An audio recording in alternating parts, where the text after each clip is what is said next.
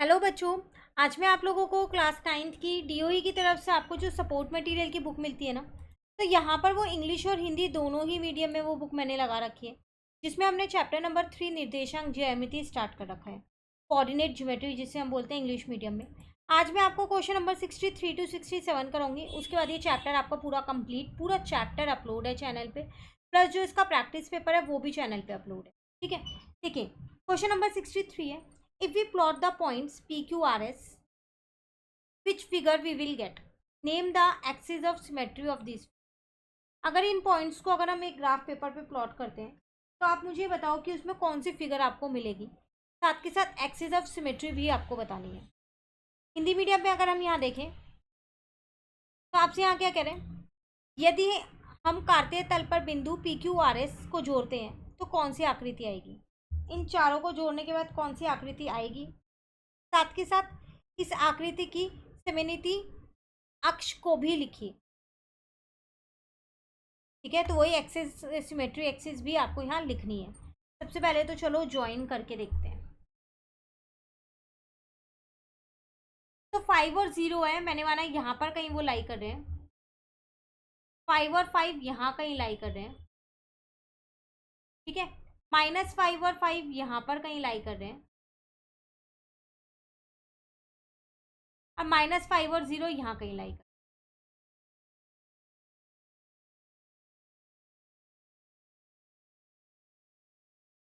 तो क्या देख के आपको पता चल रहा है कि इसमें कौन सी फिगर आपकी बन रही है। यहाँ पर अगर आप देखो, देख के मुझे पता चल रहा है कि यहाँ पर मेरा एक रेक्टेंगल बन रहा है, मतलब आयत बन रहा है।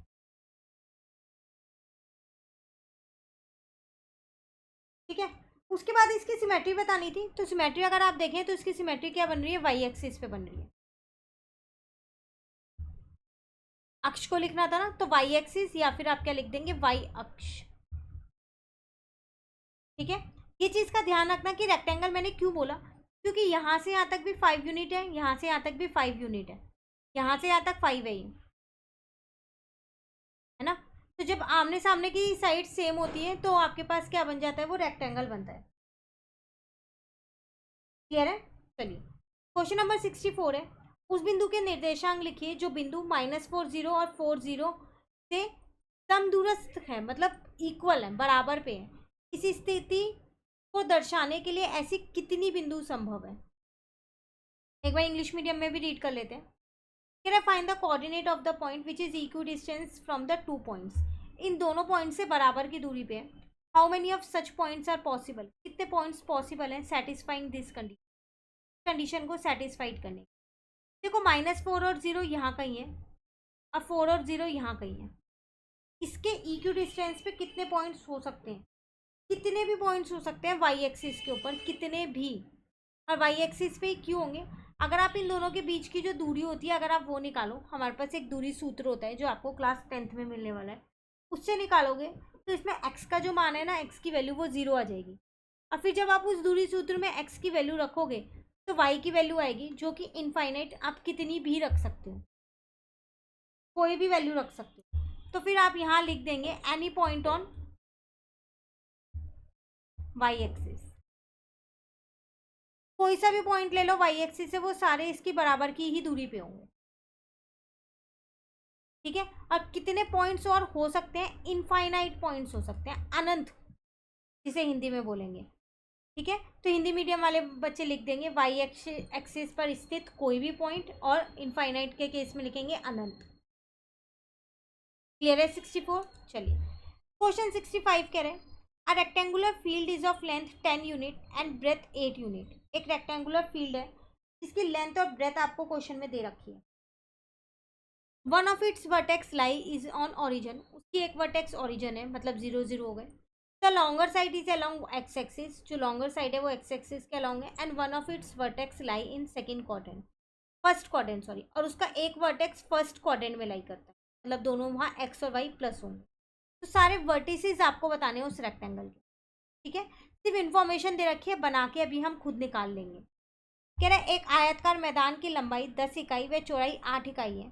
यदि इसका एक शीर्ष मूल बिंदु पर हो और लंबी भुजा एक्स अक्ष तथा एक शीर्ष प्रथम चतुर्थांश में स्थित हो, तो इसके निर्देशांक ज्ञात कीजिए। एक आयतकार कार का मैदान है। पहली बात तो वो पहले चतुर्थांश में है कि एक जो है वर्टेक्स वो है मूल बिंदु, तो 0 0 हो जाएगा। बाकी आपको इकाई 10 और चौड़ाई 8 दे रखी है क्वेश्चन में, तो मैंने यहाँ 10 ले लिया, ठीक है, और यहाँ पर कहीं 8 ले लिया। तो एक तो 0 0 हो गया इसका, एक हो गया 10 और 0, और एक हो गया मेरे पास कितना 0 और 8। अब इसको यहाँ से जोड़ोगे भी तो सही, तो ये कितना हो जाएगा 10 और 8 बन गया ना। तो इसके 4 निर्देशांक बताने थे, तो एक तो 0 0 आ गया, एक 10 और 0 आ गया, और एक 0 और 8 आ गया, और एक 8 और 10 और 8 आ गया। जैसे उसने बोला ना पहले चतुर्थांश में, तो बस पहले में ही बना दो, सारे प्लस के आएंगे। जब वो बोले दूसरे में है तो उसके हिसाब से बनाना x माइनस और y प्लस का लेके, ठीक है, क्लियर है। चलिए क्वेश्चन 66 है, बिंदुओं B, E, S और T को काटते तल पर जोड़ने पर प्राप्त आकृति का नाम लिखिए। फिगर बतानी है कौन सी है, और उसका क्षेत्रफल भी निकालना है साथ के साथ। Name the figure obtain by joining the points. 4 points से रखें, इनको ज्वाइन करके जो भी फिगर बननी है वो बताओ, साथ के साथ ऑल्सो फाइंड द एरिया, उसका एरिया भी फाइंड। तो 5 मैंने माना यहाँ पर कहीं है, और 3 मैंने माना यहाँ कहीं है, तो 5 और 3 एक तो ये हो गया, ठीक है। 1 मैंने यहाँ कहीं मान लिया, ठीक है, 5 और 1 यहाँ कहीं हो गया,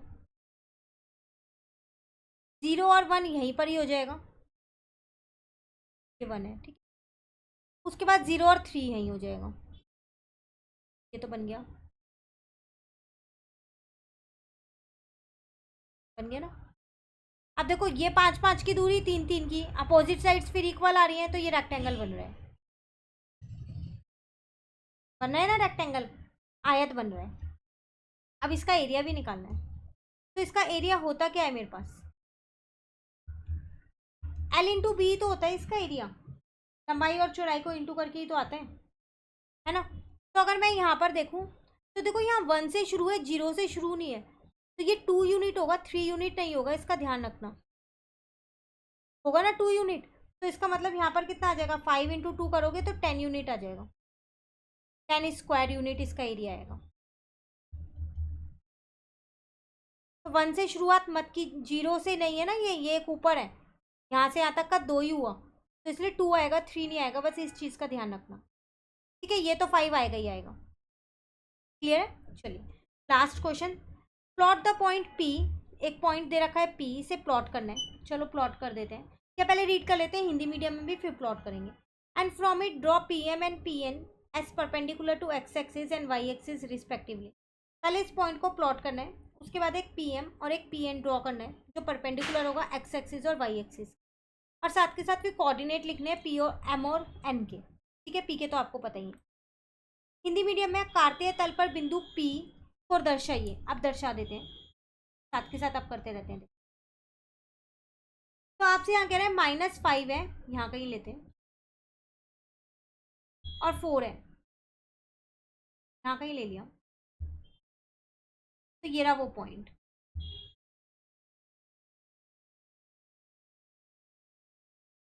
ठीक है। कह रहे हैं इससे x अक्ष व y अक्ष पर क्रमशः PM और PN लंब डालें, तो मैंने पहले ही डाल दिया, ये मेरा P पॉइंट था यहाँ पर, इससे मैंने एक लंब यहाँ डाल दिया ये रहा, और एक लंब यहाँ डाल दिया ये रहा, x और y पर, ठीक है, जिसमें से एक का नाम M है और एक का नाम N है, तो ये N ये रहा, ठीक है, और M ये रहा, क्योंकि वो कह रहा था पहले x की बात की है और PM की बात की है, तो M इसी पे डलेगा PM, और PN इस पे। तो M के निर्देशांक हो गए आपके पास -5 और 0 उसके कोऑर्डिनेट, और N के कोऑर्डिनेट्स हो गए 0 और 4। बिंदु M व N के निर्देशांक लिखो, तो वो मैंने यहाँ लिख दिए, बहुत आसान था। देखो ये सारे ही क्वेश्चन आसान है, बस आपको फिगर बना के देखनी है, और उसके बाद अपने आप हो जाएंगे ये क्वेश्चन, जैसे जैसे वो बोले वैसे वैसे बस प्लॉट करना है, ठीक है। चलिए कंप्लीट हो गया चैप्टर, इसका प्रैक्टिस पेपर चैनल पे अपलोड है, वहाँ से ज़रूर करके जाइएगा प्रैक्टिस पेपर एग्जाम में। इसके बाद कौन सा चैप्टर शुरू करना है जल्दी से वो भी कमेंट करके बता दीजिए। मिलते हैं नेक्स्ट क्लास में नेक्स्ट चैप्टर के साथ। Thank you.